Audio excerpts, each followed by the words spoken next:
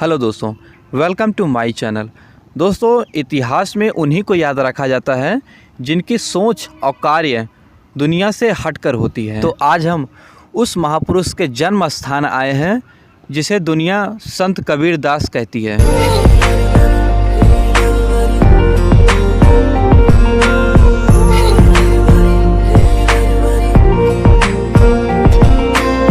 यह स्थान कबीर दास जी का जन्मस्थली है, जिसे वाराणसी में मूल गांधी द्वार कहते हैं। ये जो द्वार आप लोग देख रहे हैं, इसी द्वार से होते हुए हम कबीर दास जी के जन्मस्थली चलेंगे। आप देखेंगे कि दीवारों पर कबीर दास जी से संबंधित दोहे लिखे हुए हैं और इसी द्वार से आप अंदर चलेंगे। अब यह स्थान कबीर दास जी के मठ के रूप में जाना जाता है, जहाँ पर कबीर दास जी की मूर्त है और यहाँ रहने की भी व्यवस्था है। दोस्तों, कबीर दास जी को जीवन को लेकर कई कहानियाँ प्रचलित हैं, जिनमें से एक कहानी यह प्रचलित है कि उनका जन्म एक ब्राह्मण कुल में हुआ था, जो कि एक विधवा ब्राह्मणी से हुआ था। तो उन्होंने लोक लज्जा के चक्कर में इस बच्चे को त्याग दिया, अर्थात कबीर दास जी को एक टोकरी में रख के नदी में प्रवाहित कर दिए, जिसे एक नीरू और नीमा नामक एक मुस्लिम दंपति ने अपना लिया, जो कि एक जुलाहा अर्थात एक बोरा बुनने वाले थे। और कहते हैं दोस्तों, हालातों से बड़ा कोई शिक्षक नहीं होता, और कबीर दास जी इसी से ही सीखे हैं। कबीर दास जी का शिक्षा को लेकर कहीं कोई साक्ष्य नहीं मिलता है कि उन्होंने कहीं से शिक्षा ग्रहण किया है। हालांकि उनकी अपनी पुस्तक बीजक शब्द रामायणी में उन्होंने समाज के रूढ़िवादी विचारों को तोड़ने का प्रयत्न किए हैं। कबीर दास जी एक स्वतंत्र विचार के धनी व्यक्ति थे। उनका मानना था कि व्यक्ति जात, धर्म, समुदाय, मजहब के हिसाब से वह बड़ा नहीं होता, बल्कि वह अपने कर्मों के हिसाब से बड़ा होता है। कबीर दास जी अपनी पुस्तक बीजक के माध्यम से यह बताने का प्रयास किए हैं कि धर्म व्यक्ति और समाज के लिए सबसे बड़ा अभिशाप है। उनका मानना था कि धर्म व्यक्ति की मनन शक्ति को कमजोर बना देता है, अर्थात उसकी तार्किक क्षमता को छीण कर देता है। कबीर दास जी धर्म को लेकर अपने दोहे में एक कटाक्ष किए हैं कि तन को जोगी सब करे, मन को बिरला कोई, सब सिद्धि सहजे पाइए, जे मन जोगी होई।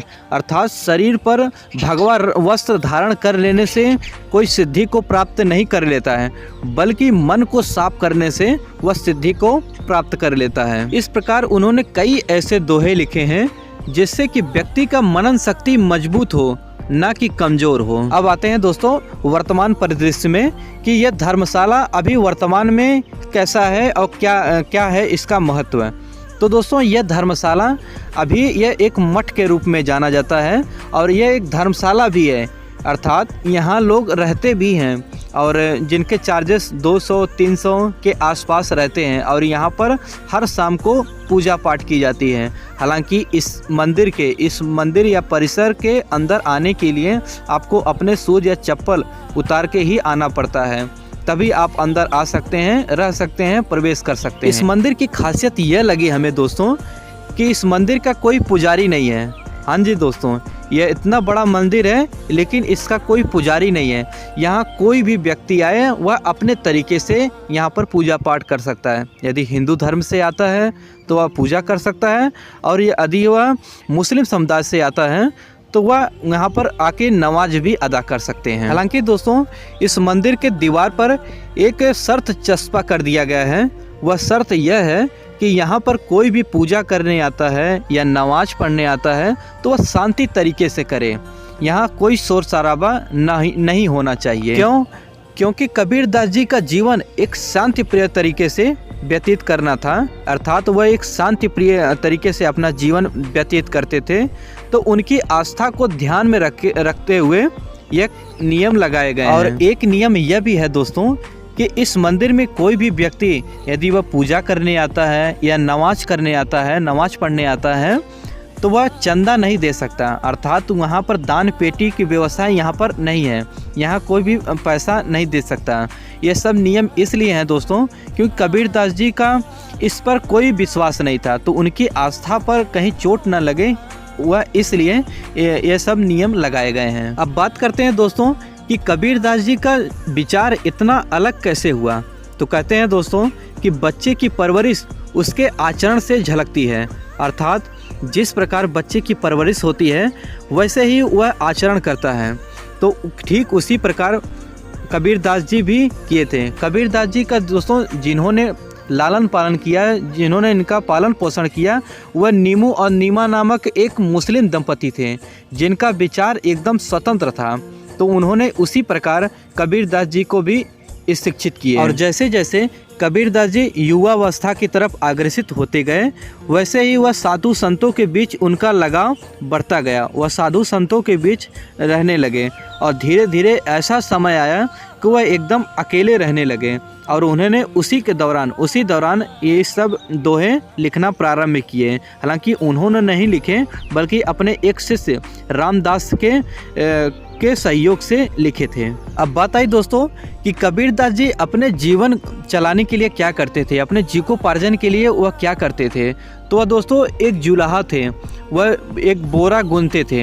हालांकि जिन्होंने उनका पालन पोषण किया वह भी एक जुलाहा ही थे, वह भी बोरा गूंथते थे।